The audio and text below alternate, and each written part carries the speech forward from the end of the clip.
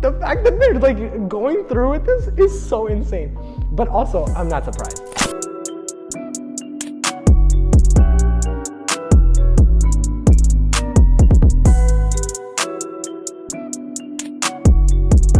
I don't know, it's a special topic on here. I don't know what this topic is, so we're about to find out. Okay, I'm nervous. All right. Bismillah. I hate this. Oh my gosh, I saw this. All right, special topic. Let's go. I've been waiting. We knew it. All right. All right, let's see what it is. Oh no!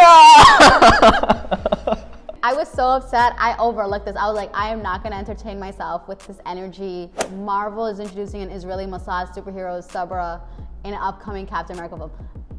I'm just skipping this, absolutely no. I have definitely seen this. CARE's posted about this. Muslims have been posting about this.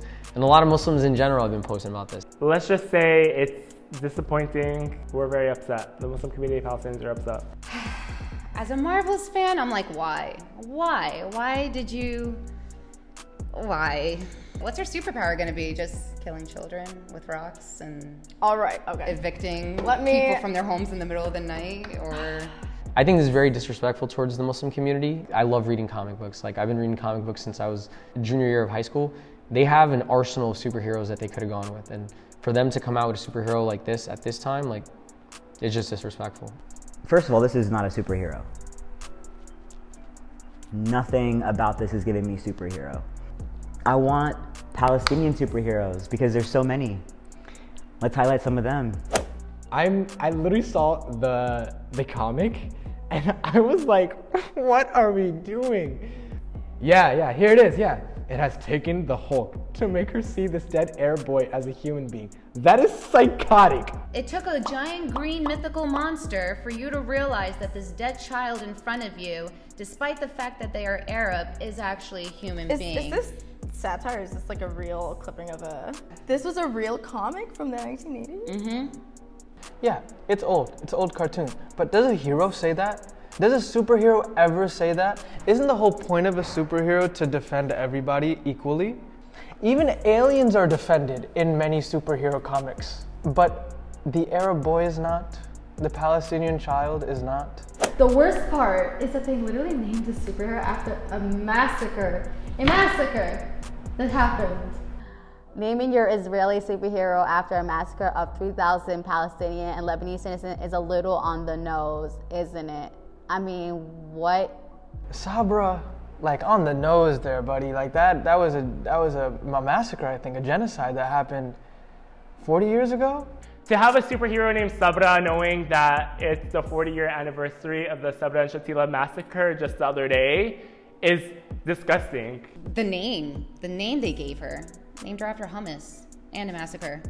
First of all, sidebar, don't buy Sabra hummus. Period! This past summer, Moon Knight, Miss Marvel, this was all leading up to this? That's crazy. That's crazy. No, that's literally insane. Like, You took like such a great step forward and now you're taking like 5 steps back. Like, you're shooting yourself in the foot here. Like, What bothers me the most is like, no one asked for this.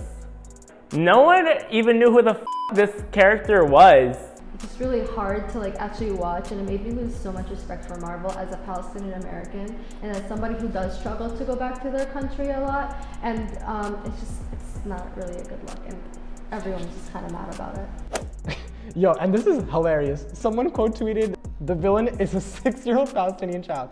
Facts. It is.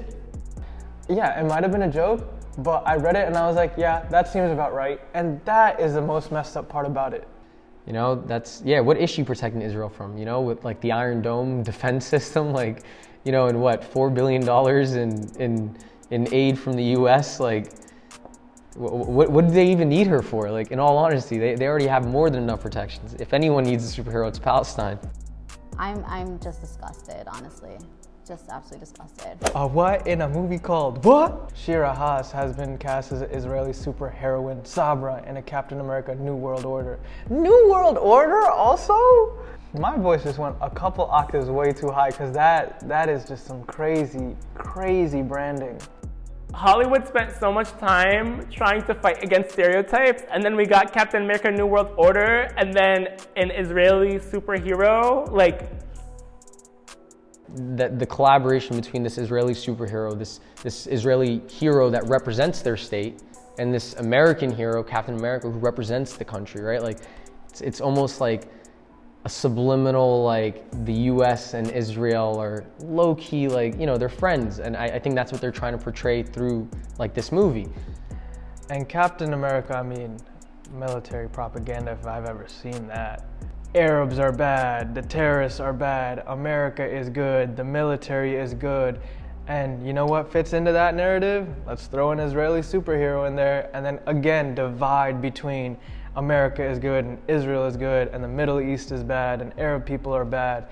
Disney needs to do better because we have all sorts of people watching your movies and shows and TV, and I think we're past this whole us versus them. Oh, we're just feeding our kids a very specific line of information. Look, they have 198 countries that are part of the UN or something to choose a country that they can support with. Why go with the one that is doing a genocide on the Palestinian people? I don't understand. Oh God, people really need help. Israel's Marvel superhero Sabra has many powers, including demolishing Palestinian homes with her mind and assassinating Palestinian children with her laser beam eyes. I mean, I don't think she needs those powers. The Israeli government is already doing that. You feel me? They don't really need her to continue doing that. For this actress, we all know that her preparation for this film is going to be training with IDF. I feel like if you're pro this movie, I think you should take a deeper look into the conflict, and I think nobody should. I personally think you shouldn't have an opinion on this until you do your research. So I literally just got back from Palestine. I went for like a month and a couple of days. And when I tell you the journey from Jordan to Palestine was actually like kind of hell this time. Instead of like the normal like 3 to 5 hour drive, it was like literally a 14-hour drive. I was up at 4 a.m. with 3 hours of sleep on my back. They literally kept us in a bus for God knows how long hours. And it was torment and it was horrible. And it's not fun. It's not easy for Palestinians to go back to their land. They try their best to make it difficult for you so you don't go back. And it's really sad and it's really disheartening. And like all I want to do is just see my little cousins that are growing up without me over there. All I want to do is see my family like whenever I can, and it just makes it really difficult. And it like, I don't know. Again, going back, then you see this like happening and you're kind of just like, first of all, what is this get up? You look like a bird and not in a good way. To bring like such a real conflict into like a make-believe world where you have superpowers and then you're going to use your superpowers discriminatory, like you're going to be discriminatory with those powers. Like big corporations do see the public opinion of the steps they take, so I hope that they see the outrage in the Muslim community, in the Palestinian community, or just in general people who care about humans community. Just knowing, you know, Israel's actions towards the Palestinians, I personally don't see myself supporting this. Obviously, you know, I don't support it. I oppose Israel and all, like, you know, the human right violations that they commit. We're not going to watch it. We're not going to stream it. We're not going to give Marvel our money. Definitely not giving my coins, and nobody I know. But you know, y'all be easy. Support organizations like Amplify for Palestine who are actively boycotting this and having internal meetings with Marvel heads about this character and about this plot line. We have to just be on top of it, you know? We can't be giving our money to oppressors. And you remember, I know you know all the jokes about like if the Avengers and Spider-Man and Superman were in real life, we'd hate them.